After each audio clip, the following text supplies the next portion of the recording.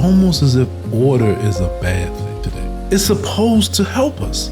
That's what order is supposed to do. I think order stopped helping us when people became dogmatic.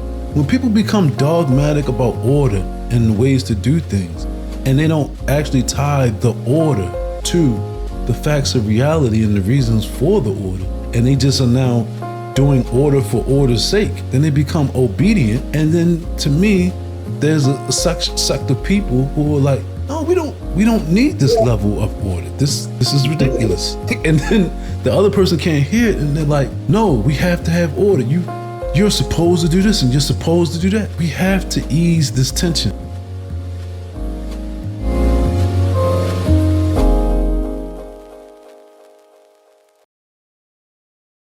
I think we kind of touched on it peripherally in this conversation, is the whole idea of order. And it's got to do with the frameworks and the conceptual thing, and just how some people they don't, any semblance of order worries them. Yes. And that's order. For some people, order calms them. For some people, order worries them. And sometimes I guess I think it's a legitimate fear in some sense, because I think, like I said, some people take concepts too far. They take ideas too far. But I'm just kind of worried that not worried, it's not the right word. It's almost as if order is a bad thing today. Oh no, we just let the people come to work whenever they want to come to work and do this, that. It's like, no, order helps us. It's supposed to help us. That's what order is supposed to do.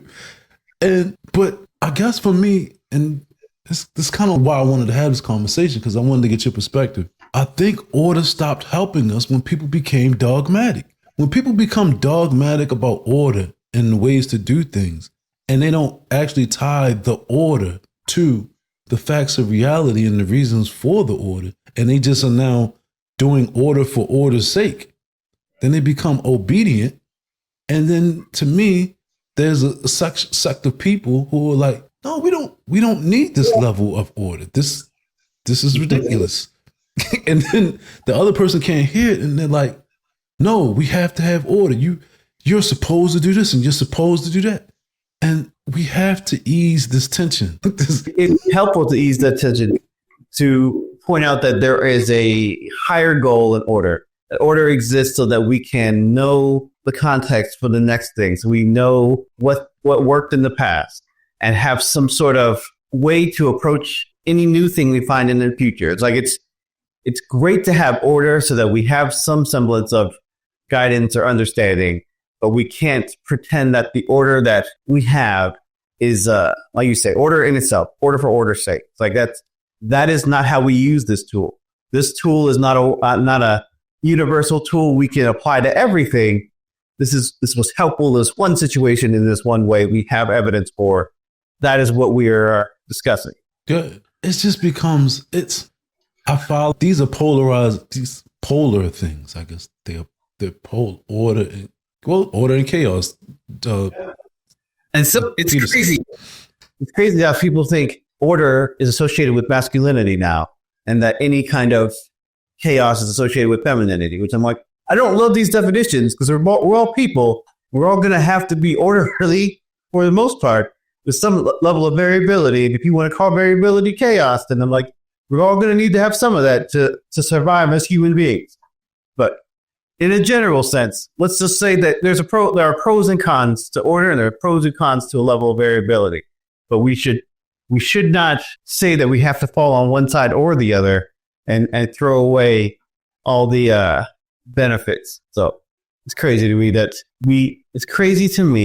the idea that we should incorporate more and more females into the top part of the hierarchical structure has been associated with the fact, with the idea, I guess, that has to be associated with chaos. Like it's so frustrating to me to say, just because men have been in positions of power in the past and have dominated the hierarchy in the past, that is order, and that any other change, in this case, incorporating females into the hierarchical structure, means that we have to have chaos. I'm like, we have to have change. Sure, variability has to happen. but it doesn't have to be non-functional chaos. Like that's too much. We're stretching things too much now. This is an overgeneralization, I guess, is what I've come to think. So I think this is a bit of a. So first of all, it's a couple things. When I hear masculine and feminine, I don't automatically think man and woman, right? And I know I'm supposed to, and I know I have in the past, but at some point I've not. I've kind of eased up on it. Also, I don't disagree with the order and chaos piece, but I don't think when I hear the word chaos, I don't necessarily associate negativity to it, right? Because we have a similar framework and a common language. I'm thinking about irrationality and rationality. That's what I'm thinking about, and I'm looking at it as a holistic picture. I'm thinking about it as like the way that my mind works and the way that I'm bouncing through these conversations. The way I'm bouncing through these conversations almost is like chaotic. Chaotic. It's associations just here, there, and other. But I also have the rational framework that kind of brings the ideas together to kind of like, try to make a point and aim it. And that's the way that I think about it. So I don't think that chaos is a bad thing. Well, I don't think that chaos within order is a bad thing. That's the thing. And in my experience, what I will say to you is that when I have dealt with, and I'm going to contradict myself, but this is not, I don't mean it to contradict myself because I don't think, like I said, femininity and masculinity don't necessarily go directly towards sex, but let me just throw that out the window. I don't even want to keep that point. The point is that when I've dealt with women leaders in my history, there has been, and I don't want to call it chaos. It's not.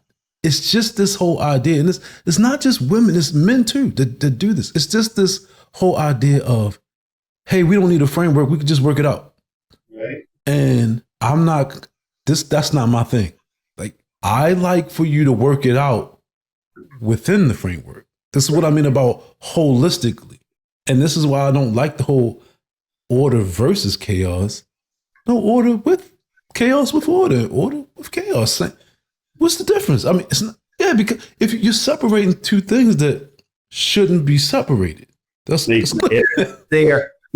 things are not diametrically opposed. They are instead adjuncts. It's just like you need a framework, and you need a certain amount of that framework needs to be able to withstand the stress within these margins so that it can pivot. Like I do not want everything doesn't have to be a train on the train tracks. We're allowed to have cars and have like the ability to pivot. And I think there's a lot to be said for let's pivot, but let's stay on the road. Let's keep these cars on the road, but give them the ability to make the turns. I think that's the level of variability that I think is functional and beneficial. And I wish people would just clearly express the fact that it's not one or the other. It's both with the view of trying to make things as functional as possible, as beneficial as possible. Yes, I agree with you. But I will add this last point. I'm not willing to operate in a realm where chaos supersedes order. I'm not in that. I'm not in that world. No, thank you. We can open up the boundaries. We can let things free up a little bit. But no, we're not doing chaos for chaos sake. Because to me, chaos for chaos sake, in a sense, is, and I know I'm associating all these words because it's just my association with objectivism and all of these different frameworks. It's mysticism. I wake up one day, my toothbrush could be a dog, or it could be a cat, or a cup of coffee, or a bulldozer. It's like, no. Right. These things are possibilities. I'm like, in the realm of things, I hear you. Yes, possibilities exist. Likelihood, though, when we bring in probability, it's not probable. None of those things we said, nope, everything you said is wrong, meaning it's the most improbable. It's cool to have a time of brainstorming and be like, these are things that could possibly exist in my fantasy world. I'm like, inside your brain, you can think of a lot of things. You did. You thought of a lot of things. But probabilistically, those things you thought of were not helpful because they were not true. They are improbable. So we're we're going to put some guardrails back on it. Like there's a time and place to think about fantastic things. If you're telling your kid a story or you want to write a fiction novel, think of all the fantastic things you want. Come up with the most magical world. Cool. But if I'm like, hey, someone's bleeding out right now and we need to figure out a way to help them, please don't come to me with your animal bleeding though. What if it was better? I mean, it would be nice if it wasn't, but if you don't have a solution, you need to shut the fuck up. Like, I'm not saying you can't ever be here, but you certainly aren't being helpful. So, not for that. But think of it like this also, because I think Michael Pierce made this case, and he was saying that he was talking about the difference between INTPs and INTJs, and he was saying that it was TE versus TI definitely, but I think it was specifically INT versus INTJ, and he was saying that INTJs are inventive and INTPs are innovative. There you go. True. Right. And what I get from that, and then I'm thinking of a person who runs a company. And it's like, hey, we have these boundaries. We're trying to make a profit here. Or we're staying in business and we're trying to make a profit here. You all can work here and you can just pull a whole bunch of stuff out of your butt. You can go into R&D and just come up with something that's just out of the box. But it has to work within the framework of us running this company. and so that's what I mean about chaos and order. Because if we're just doing, hey, don't throw the budget out the window, we no longer have a company. We no longer have effectiveness. We are now feckless. We are now, not achieving a goal in reality that is life-giving, life-promoting, and all of these different things. Now we're just throwing stuff on the wall and seeing what sticks. We know that this is not the best way to do things. This is not what ends human flourishing. Do not do this again. Yeah, but you'll have these people who will say, well, I don't think of the world like that. And then some of these may be brilliant people. Right. And at the end of the day, like, you may not think of the world like that. And the first thing that's popping up into my mind is like Nikola Tesla.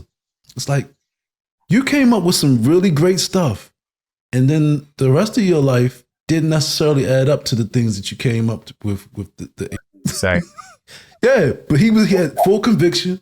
He was like, yeah, this is what we're going to do. And that's great. But yeah, I'm not willing to put my life on the line with this chaotic. No, I mean, this is what I mean about chaos. And this is not, I don't necessarily, I don't know nothing about Tesla, but I understand when people say chaos and femininity, I probably need more than just right now to explain it, but that's what I get to.